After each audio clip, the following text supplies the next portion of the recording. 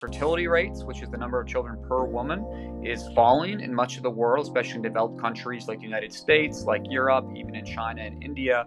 And so now the United Nations is projecting that the human race will hit peak population about 2084 and then start to roll back by the end of the century.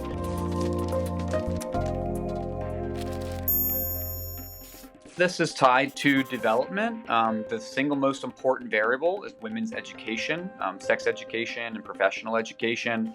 Essentially, as women are presented with options besides just being a homemaker, right? So being able to go to school, get a career, they simply choose to have less children. A lot of economies are built around this idea of growth, like, right, continually growing productivity.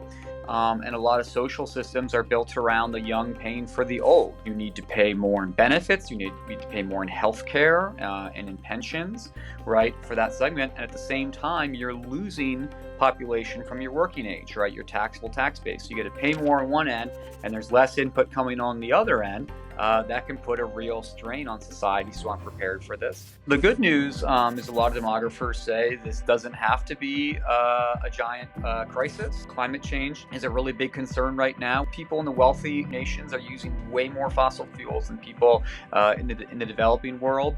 Population, at least, is slow in growth, could potentially help with that issue a little bit. A lot of times, countries that have lower fertility rates have that because they are wealthier, more developed nations and often happier nations. You can have a better world with less people, but also less inequality, right, and more education and more empowerment.